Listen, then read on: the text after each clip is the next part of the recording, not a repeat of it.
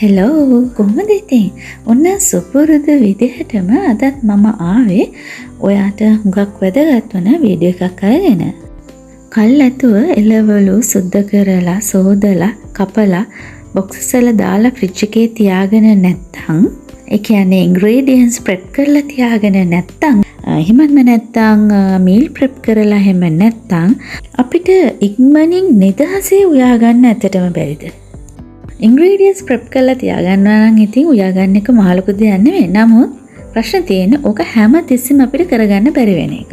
තවත් අය ඉන්නවා එළවලු කපලා දවස් ගාණක් ෆ්‍රිජ් එකේ තියාගන්න අකමැති අය. ඉතින් එහෙම වුණාම ඉක්මනින් ස්ට්‍රෙස් එකක් නැතුව උයා ගන්න ක්‍රමයක් ඇත්තම නැද්ද? තියෙනවා. ක්‍රමයක් තියෙනවා. ඉතින් අද වීඩියෝ එකෙන් මම කතා කරන්නේ මගේ ඒ ක්‍රමය ගැන. කල්ැතුව කිසිම දෙයක් ලෑස්ති කරන්නෙත් නැතුව ඒත් ඉක්මනින් ස්ට්‍රෙස් එකක් නැතුව මම උයන විදිහ ටිප්ස් 15කින් අද මම කියන්නම්. ඉතින් තාමත් මාව ඔයා සබ්ස්ක්‍රයිබ් කරලා නැත්නම් සබ්ස්ක්‍රයිබ් කරලම එකතු වෙන්නකෝ වීඩියෝ එකත් එක්ක.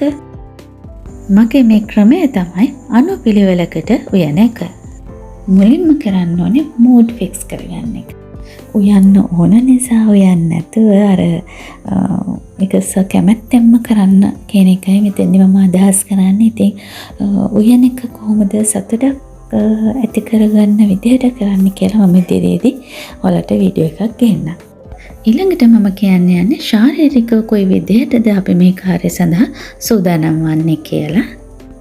මුලින්ම ඔයාගේ කොණ්ඩය හැම දිගට තියෙනවා නම් ඔක පොඩ්ඩක් බැඳගන්න එක හොඳයි. පොනිටේල් දාලා වුණත් ඔයන එක එච්චර හොඳ නැහැ. ඊළඟට ඔයා අඳින ඇඳුම වුණත් නිදහස් ඇඳුමක් වෙන්න ඕනේ. උරහිස් එහෙම තද වෙච්ච ඇඳුම් ඇඳලා උයන්න එපා. මොකද අත් දෙක හුඟක් නිදහස් තිබුණතින් තමයි අපිට උයද්දි පහසු වෙන්නේ. ඊළඟට මුදු ඔරලෝසු වලලු වගේ නොපළ දිනවා නම් වඩාත් හොඳයි. ඊළඟ ටිප් එක තමයි බාධා කිරීම පාලනය කරගන්න එක. ඔය ස්නැක් වර්ග වගේ දේවල් වලින් ගෙදර අයගේ පොඩි බඩගින්න ඉන්නවට පාලනය කරන්න පුළුවන්.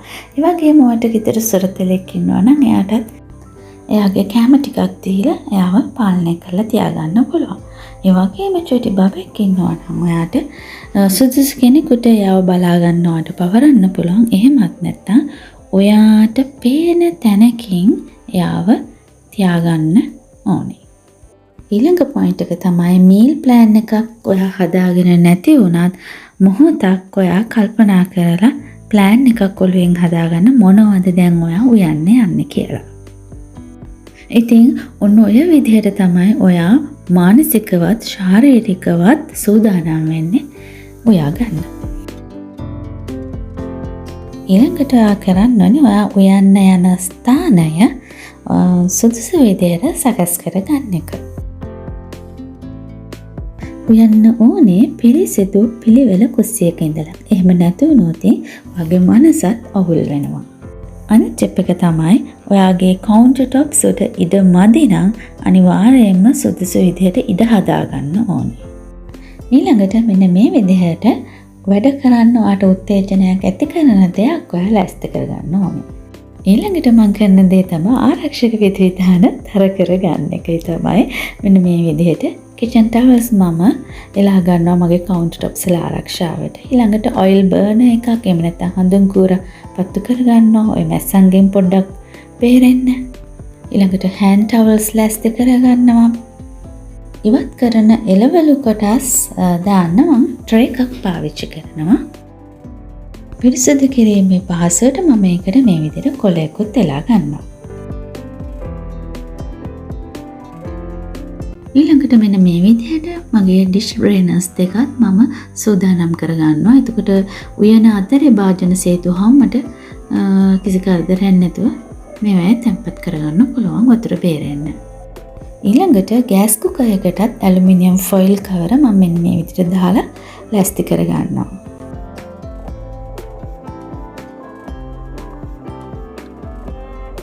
මේ දේවල් මම මේ විදිහට එකින් එක කිව්වට ඇත්තටම මේ වැඩ ටික කරන්න මට යන්නේ විනාඩි කිහිපයයි. හරි. ඔන්න ඉතින් දැන් ප්ලේ කරන්න පිට්ටනිය ලෑස්ති. ඊළඟට මම කරන්නේ අවශ්‍ය කරන එළවලු ටික ෆ්‍රිජ් එකෙන් ගන්න එක. ඊළඟට අවශ්‍ය භාජන උපකරණ වගේ දේවල් කිට්ටු කරගන්න එක.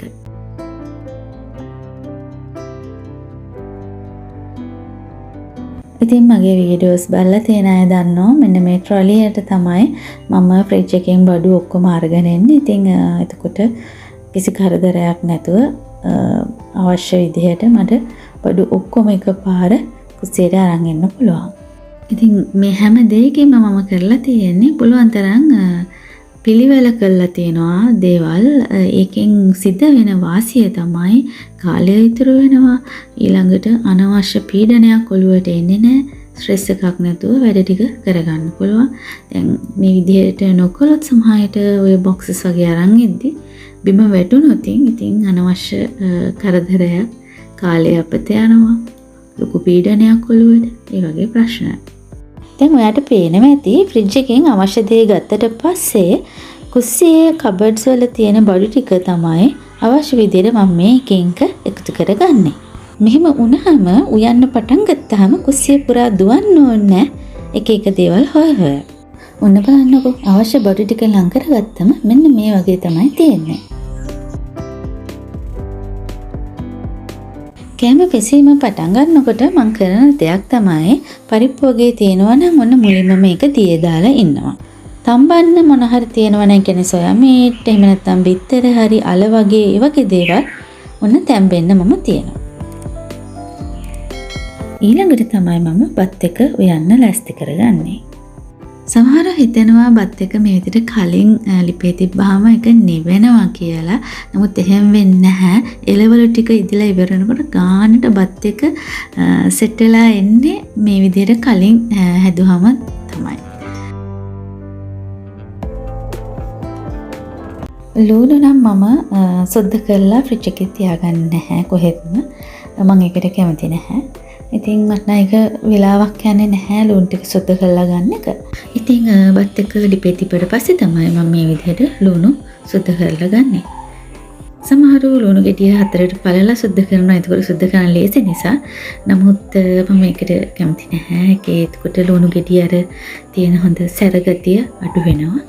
ඒක නිසා ගෙඩිය පිටින්ම මේ විදිහට තමයි සුද්ධ කරන්නේ. ලුණු ගෙඩිය කපද්දී තමයි හතරට පලාගන්නේ. ඉතින් කටින් බෝඩ් එක පාවිච්චි කරලා මම මුලින්ම කරන්නේ මෙන්න මේ වැඩේ තමයි ලුණු අමු මිරිස් ව්‍යංජන ඔක්කොටම ප්‍රමාණවත් වෙන විදිහට එකවර කපා ගන්න එක. පරිප්පු කෑවහම බඩ පිපෙන ගතියක් වගේ ඇති වෙනවා නම් මෙන්න මේ විදිහට පොඩ්ඩක් අඩුම ගින්දරේ චුට්ටක් බැදෙන්න ඇරලා ඊට පස්සේ උයාගත්තොත් ඉතින් හොඳ බව එයා දන්නවත් ඇති.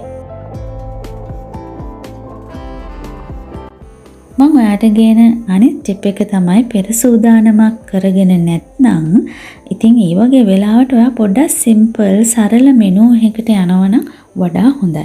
ඒ කියන්නේ කපන දේවල් අඩු මෙනු එකකට යන එක හොඳයි. ඒ කියන්නේ ගොඩක් කපන්න වගේ තියෙනවා නම් ඒ වගේ එළවලු එකකට දෙකකට සීමා වෙන වුණොත් ඔයාට උයා ගන්න එක පහසු වෙනවා. උදාහරණයක් ඇටියට මම සරල මෙනු එකකට මෙහෙම කියන්නම්කෝ. පරිප්පු ඊළඟට සොයා මීට් අරගෙන ඊළඟට ඒකට පලා වර්ගයක් ගත්තදී අන්න පලා ටික කපන්න තමයි ඔයාට ලොකු වෙලාවක් යන්නේ. ඊට පස්සේ ඔයාට පුළුවන් ඕනනම් මාළු හරි බිත්තර හෝ ඒ වගේ එහෙම නැත්නම් මීට් බෝල්ස් වගේ දෙයක් හදාගන්න. ඊළඟට බෝන්චි එහෙම නැත්නම් කැරට් වගේ දෙයක් ගත්තදී ඒව හදන්න ඇත්තට මහන්සියක් වෙන්න ඕනේ නැහැ.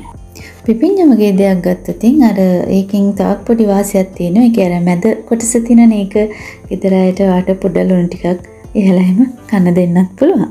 ඊළඟට ඉදෙන් එහෙම වෙලාවක් යන්නේ අර පොත්ත අහින්න වෙලාව විතරයි යන්නේ. මගේ අනිත් ටිප් එක තමයි විකල්ප ක්‍රම පාවිච්චි කරන එක. පෙර සැලසුමක් නැතුව වෙන වෙලාවකදී ඉතින් පොල් තමයි ලොකුම ප්‍රශ්නේ හිටින්නේ. ඒ වගේ වෙලාවකදී වාට ආයිත් පොල් ගාලා පොල් මිරිකලා ඕක කරනවට වඩා ලේසි පිටිකල පොල් කිරි එකක් තියාගත්තාම ඉතින් හැමතිස්සෙම නෙමෙයිනේ මේක වාට පාවිච්චි කරන්න පුළුවන් අවශ්‍ය වෙලාවට. ඒ වගේම ඩෙසිකේටඩ් කොකනට් එකක් තියාගන්න. ඉතින් ඒකත් හදිසි අවස්ථාවකදී මම නම් මේ විදිහට පාවිච්චි කරනවා.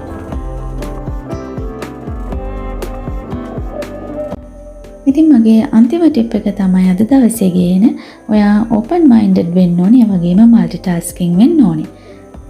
එක එළවලුවක් කපද්දි ඔයාට තවත් එළවලුවක් ඉදෙන්න තියන්න පුළුවන්. හැබැයි ඉතින් විවෘත මනසින් ඉන්න ඕනේ. ඒ වගේම මොකද ඒක නැත්තම් කර වෙන්න පුළුවන්. ඒ ගැන අවධානය යොමු නොකළොත්.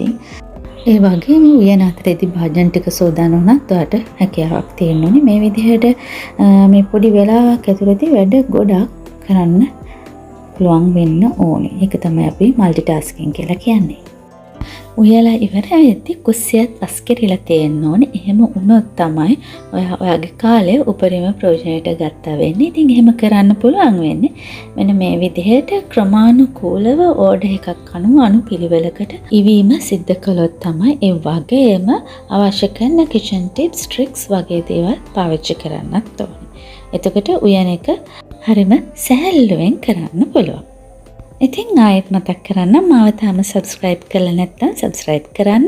වීඩියෝ එක හොඳයි කියලා හිතෙනවා නම් ලයික් කරන්න, ෂෙයා කරන්න. ඒ වගේම මට ඔයාගේ කමෙන්ට් එක හුඟක් වැදගත් වෙනවා.